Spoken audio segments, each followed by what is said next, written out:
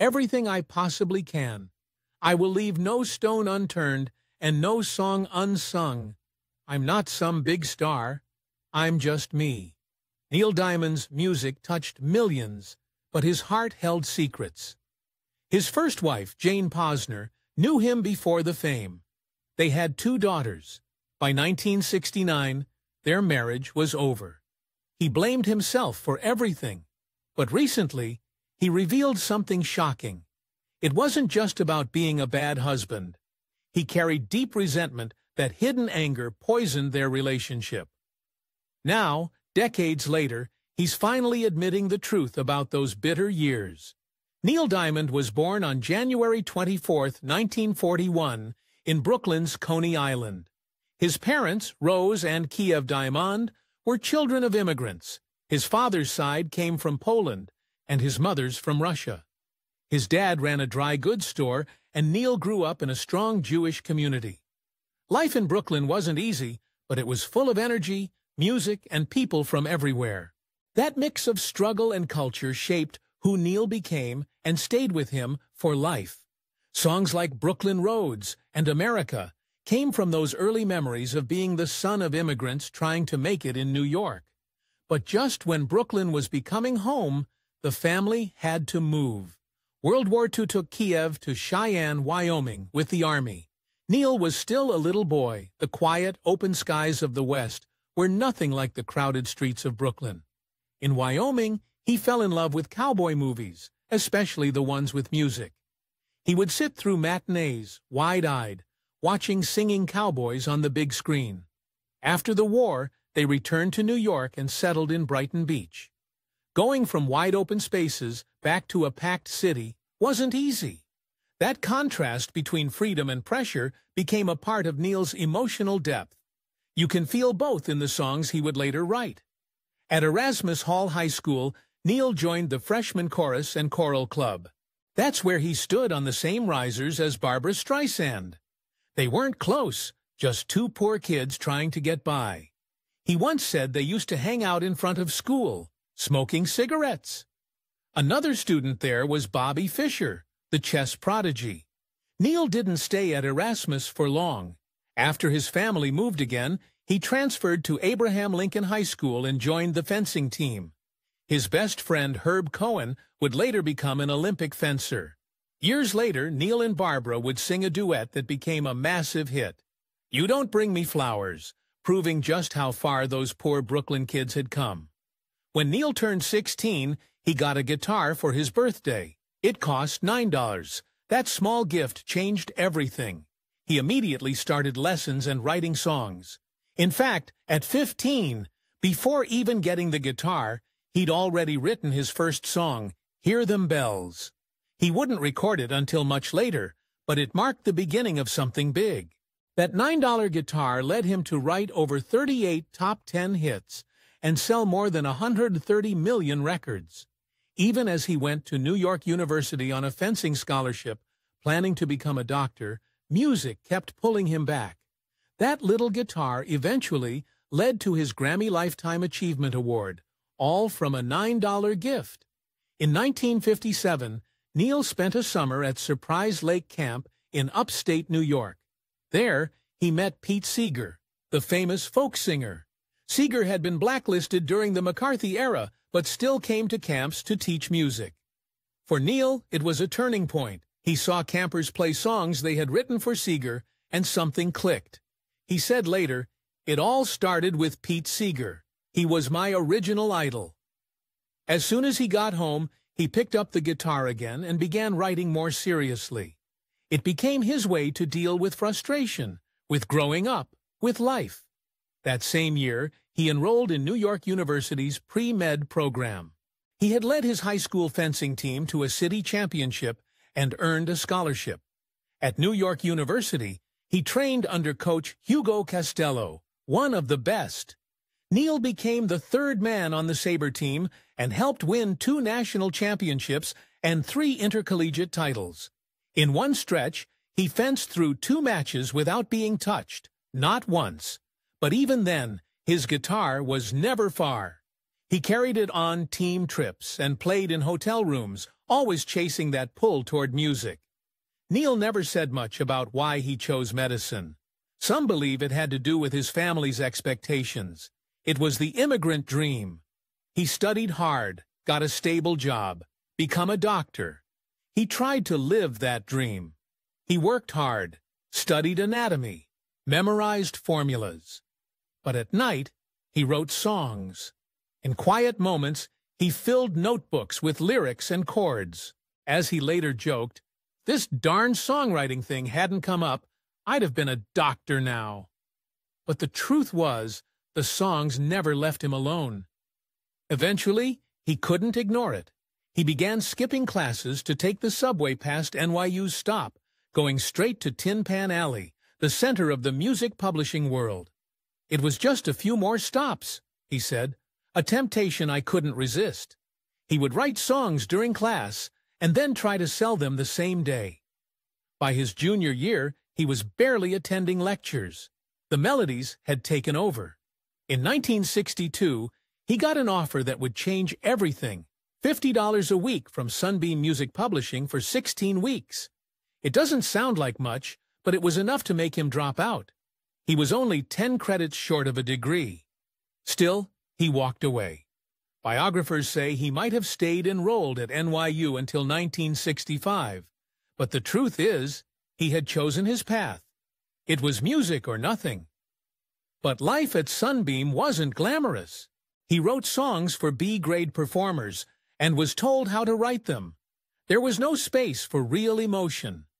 In 1962, Neil Diamond hit a low point. He had just been dropped by Columbia Records after 2 failed singles. His job at Sunbeam Music paid only $50 a week, and he hated it. So he quit. He took a wild chance and rented a tiny storage room above the famous Birdland Jazz Club on Broadway. It wasn't meant to be a home. It wasn't even meant to be a studio. But that's exactly what he turned it into. The space was so small, it barely fit a $30 upright piano. He also added a payphone. That was it. That was his world. But in that little room, something changed. He finally had privacy. No bosses, no deadlines, no pressure, just silence, and the sound of the jazz club below. He said, "I wasn't under the gun," and suddenly interesting songs began to happen. That's where he wrote Solitary Man and Cherry Cherry. He lived alone, almost completely cut off. But that isolation became his breakthrough.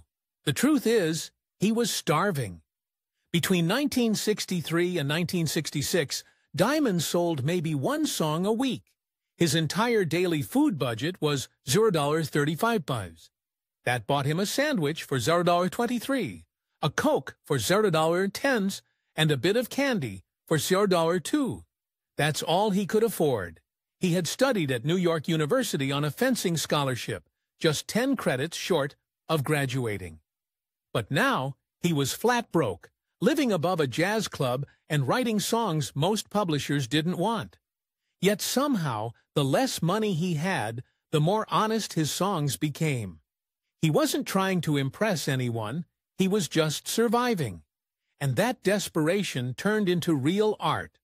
But for 7 long years, no one wanted what he wrote. From 1962 to 1969, Diamond drifted from one publishing job to another.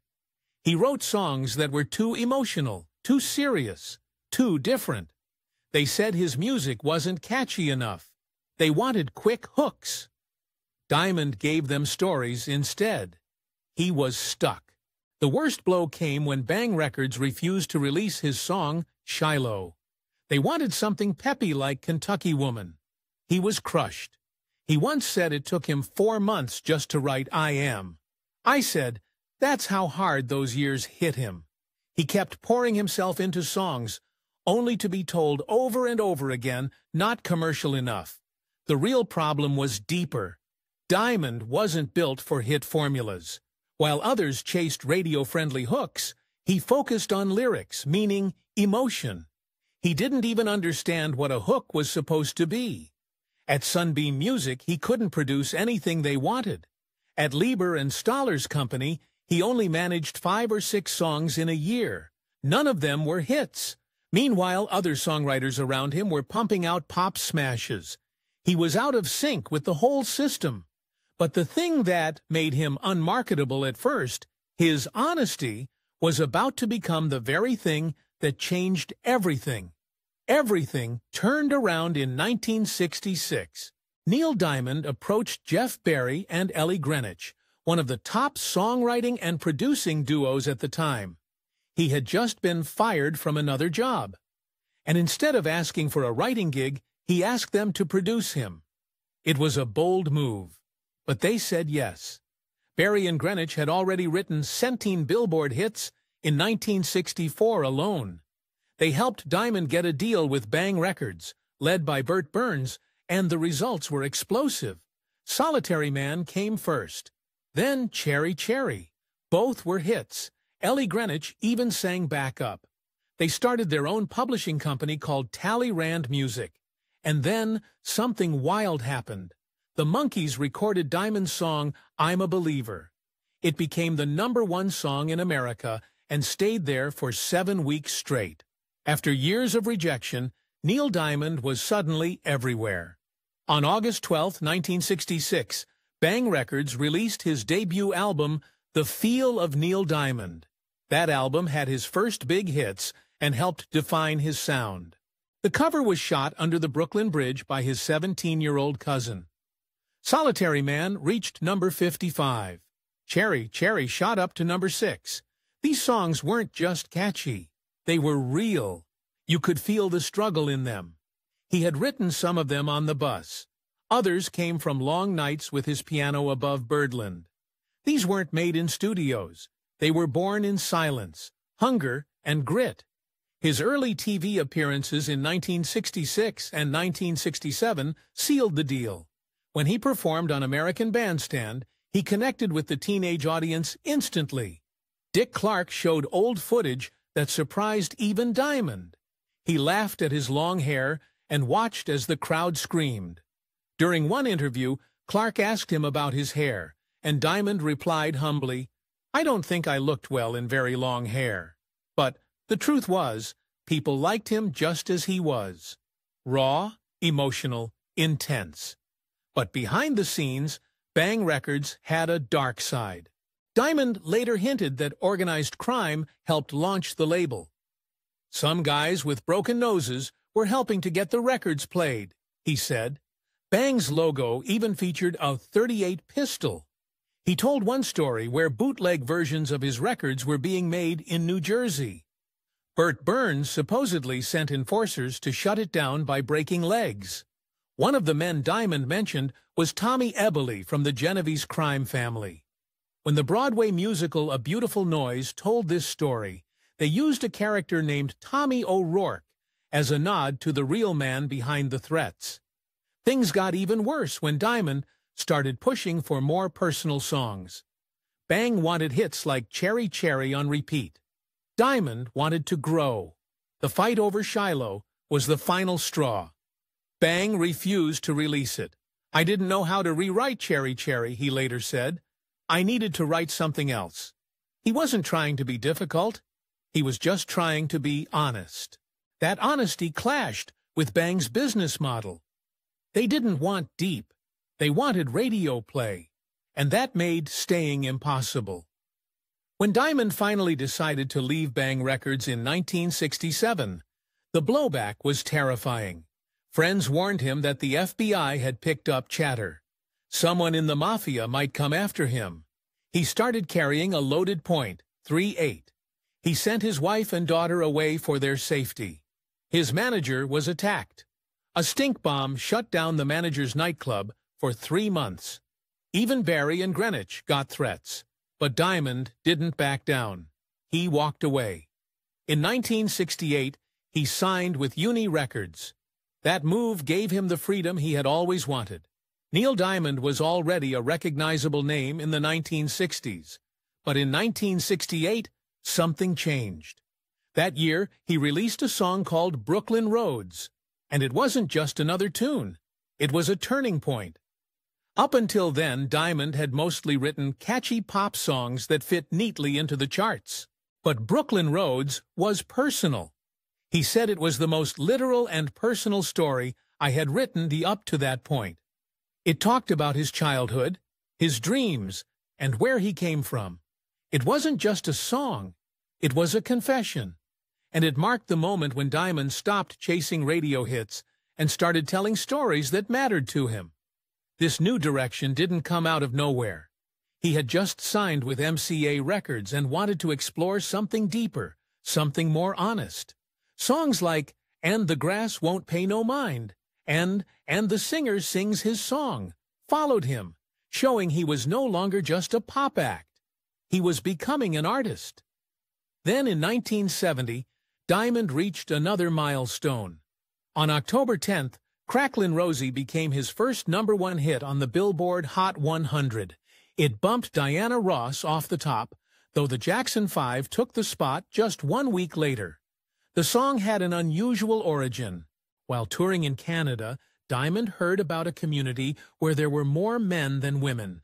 The single men would buy bottles of a cheap wine called Cracklin' Rosie and call it their girl for the weekend. That idea stuck with him, and from it came a joyful, slightly bittersweet song that caught the world's attention. He recorded it with some of the best session musicians in the business, including members of the legendary Wrecking Crew. Even though the lyrics confused some listeners, Diamond didn't care. The song was a smash and helped build momentum after earlier hits like Sweet Caroline and Holly Holy. By this point, he wasn't just writing deeper songs. He was also conquering the charts. By 1972, Diamond was riding a wave of fame, but instead of just doing another tour, he made a bold move. He booked 20 nights at the Winter Garden Theater on Broadway. That kind of venue was usually reserved for old-school legends like Judy Garland, not pop stars. No one had done a solo concert run like that on Broadway since Al Jolson in the 1930s. Some thought it was too risky, but Diamond pulled it off. Every show sold out. Critics were impressed, even the New York Times, which admitted that although it seemed like a wild idea, Diamond had the talent and presence to make it work. He had already wowed audiences at the Greek Theater earlier that year, but this was different. It was more intimate, more theatrical. And when the run ended, Diamond took a break. He announced he was stepping away from performing to spend time with his family, especially his young son Jesse. The stage would stay empty for the next 4 years. Still, he wasn't done making history. On August 24, 1972, Diamond recorded a live album at the Greek Theater. That one night turned into Hot August Night, a double album that became a defining moment in his career. He didn't hold back. He brought in a cutting-edge quadraphonic sound system to surround the audience with music. The result was electric. Critics loved it. Fans couldn't get enough. The album hit #5 in the United States, but the real shock came in Australia.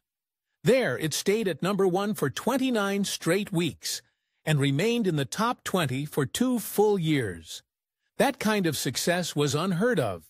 Years later, Diamond would release sequels to the album, Hot August Night 2 in 1987, Hot August Night NYC in 2009, and Hot August Night 3 in 2018, but the original? That one became legendary. Robert Hilburn of the Los Angeles Times called it an even bigger triumph than the Greek theater shows from the previous summer. While all this was happening, Diamond tried something new. He agreed to write the score for a movie adaptation of Jonathan Livingston's Seagull, a popular novella at the time. But what should have been a creative high point quickly turned into a disaster. The film's director, Hall Bartlett, made changes to Diamond's music without his approval. Furious, Diamond sued. Even the book's author, Richard Bach, filed a lawsuit. The film was a mess. It barely made back its $1.5 million budget, earning just $1.6 million. Despite a unique approach, real seagulls on camera with dubbed voices, the movie flopped. But Diamond's soundtrack? That was another story. It sold over 10 million copies and won him a Grammy for Best Score Soundtrack Album and a Golden Globe for Best Original Score. The music outshined the film so much that Diamond added a 6-song suite from the soundtrack into his concerts, including his 1976 Love at the Greek Show. Years later, he even released a studio version in a box set. For Diamond, the film may have been a failure, but the music told a different story. In the middle of all this chaos, Diamond made a power move. In March 1973, he left Uni Records and signed a deal with Columbia Records worth $5 million. The biggest contract in music history at the time. It gave him $1 million for each of 5 albums. In today's money, that's about $7.1 million per album. Columbia was betting big, and Diamond delivered. He had already earned 8 gold records. Now, with this new deal, he had full creative control. That freedom allowed him to go deeper into his songwriting and take more risks with his sound. The contract didn't just change his career. It changed the entire industry. It proved that artists with a track record could demand and get huge money and total freedom. Diamond had set a new standard. Ironically, even as his music soared, Hollywood continued to test him. While Jonathan Livingston's Seagull was panned, the soundtrack became a cultural force. It stayed on the charts for nearly a year and earned critical praise around the world. Songs like Bee, Skybird, and Lonely Looking Sky became staples in his live shows. For all the legal fights and behind-the-scenes drama, the music stood strong. Critics who hated the film had no choice but to respect the soundtrack's power. Even Diamond's harshest moments seemed to result in musical gold. By 1976, he was ready to shift again. That year, he released Beautiful Noise, a collaboration with Robbie Robertson from the band. The two had met at Woodstock, but didn't seriously work together until they reconnected in California. For 6 months, they crafted an album that blended Diamond's storytelling with Robertson's earthy, layered sound. Garth Hudson, also from the band, added his signature organ. The singles did well. If You Know What I Mean reached number 11 in the United States and topped the easy listening chart. Don't Think. Feel hit number 43. The title track became a hit in Europe, reaching number 13 in the UK, number 6 in West Germany, and number 3 in the Netherlands. Diamond even performed Dry Your Eyes with the band at their farewell concert, The Last Waltz, which was filmed by Martin Scorsese. The album went platinum, showing that Diamond could still evolve and win. Still, the sting from Jonathan Livingston's Seagull didn't go away. Diamond made it clear he would never work on another film unless he had full control. The lawsuit had left scars, and he didn't want to repeat that experience. But by 1980, he went back on that promise. He starred in a remake of The Jazz Singer, believing he'd have more control this time. He was wrong. The film was a critical disaster. Diamond won a Razzie for Worst Actor. Laurence Olivier, his co-star, won for Worst Supporting Actor. One scene in which Diamond's character performs in blackface sparked outrage and ended in a riot on screen. And yet, the music told a different story again. Songs like America, Hello Again, and Love on the Rocks became classics. The movie may have failed, but the soundtrack endured just like Diamond always did. When Neil Diamond walked onto the set of The Jazz Singer, he wasn't just stepping into a film. He was stepping into a world ruled by Sir Laurence Olivier. Olivier, a theater legend with decades of acting brilliance, had been paid $1 million for 10 weeks of work. His voice, his posture, even just his presence, it all towered over Diamond. The singer, new to acting, later admitted he felt like a fish out of water. That wasn't just a metaphor. You could see it in every scene. Diamond looked lost. He barely made eye contact. Critics noticed. So did the crew. One moment captured that tension perfectly. Diamond was supposed to deliver an emotional outburst, but he couldn't get there. He froze, so he left the set and went into the recording booth. His band was waiting. He told them to play something that would make him furious. They chose a Barry Manilow song. That did the trick. He exploded with anger. Director Richard Fleischer saw the moment and called action. What ended up on screen wasn't acting. It was real frustration captured by accident. But the unease went deeper. Janet Maslin of the New York Times said Diamond looked glum and barely engaged. Olivier, meanwhile, was accused of phoning in his role with another tired accent. The two never clicked.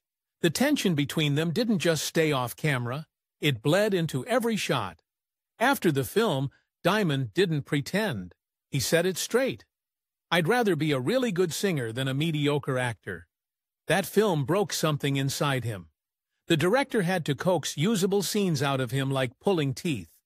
The experience left a scar that lasted decades. He did come back to film once, 20 years later, for a cameo in Saving Silverman. But even then he joked, "If I ever do a movie again, it'll be a singing serial killer." The pain was still there. Even though the film's soundtrack became a hit and earned him a Golden Globe nod, he also became the first ever recipient of the Razzie Award for Worst Actor. Offers came in after that, but Diamond never tried again.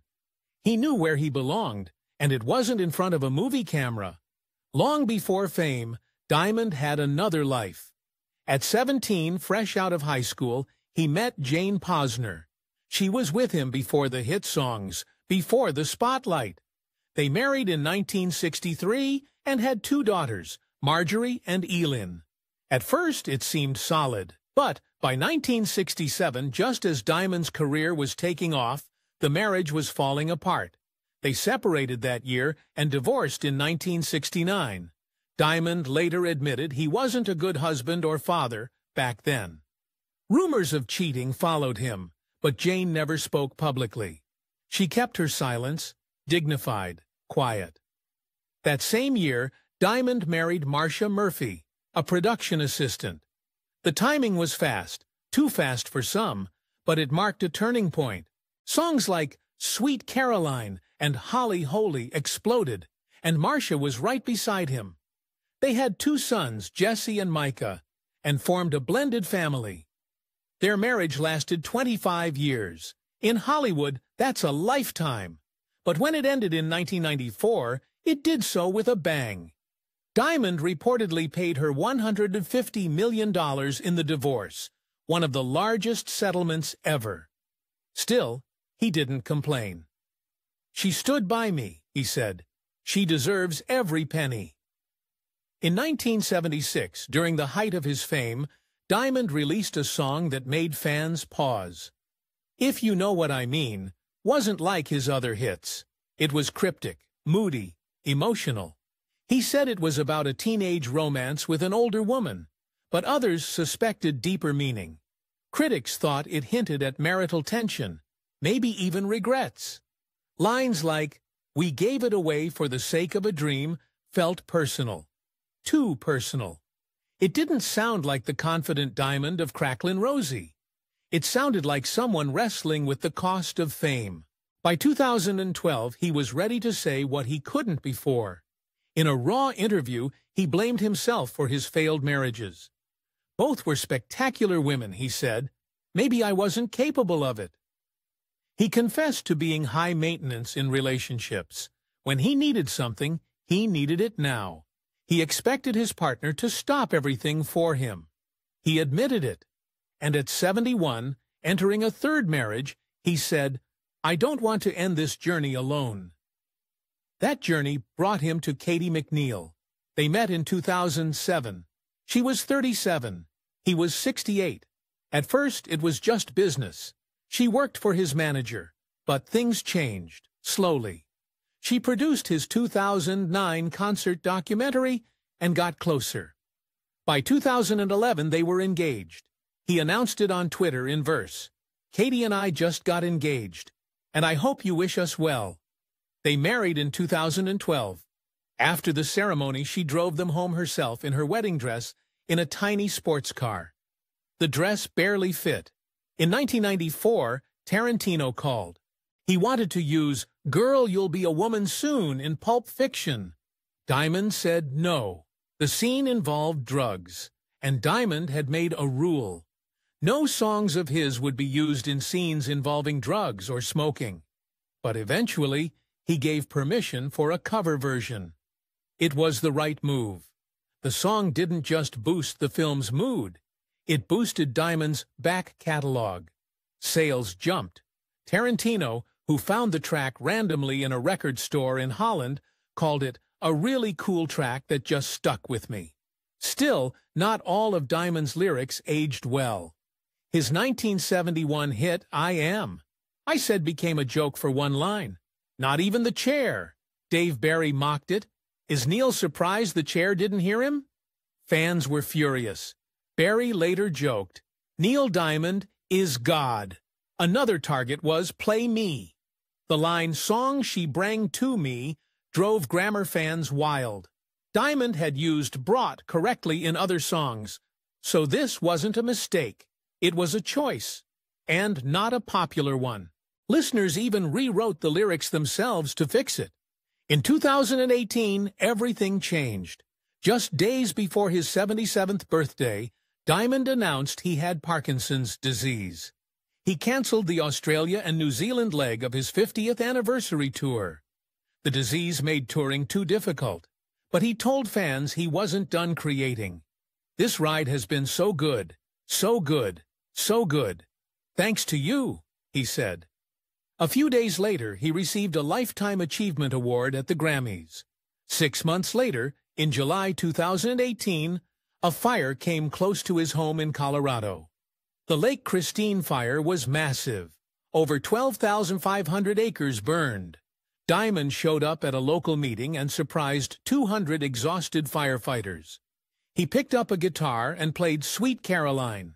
His wife, Katie, introduced him. He told the crowd, "I want to make dinner for you, kiss you, thank you. The heaviness on our hearts is gone now." Then in March 2020, just before the world shut down for COVID, Diamond made another surprise appearance. At 79, battling Parkinson's, he walked onto the stage at the MGM Grand in Las Vegas. It was a charity event for brain health. He was wearing sequins. He looked alive. He performed "Hello Again," "Forever in Blue Jeans I Am." I said, and of course, "Sweet Caroline." Jimmy Kimmel said it best. No Jewish man looks better in sequins than Neil Diamond. That night, March 7, 2020, became Neil Diamond Day in Las Vegas, a fitting title for a man whose voice defined generations and who, even in silence, never stopped singing.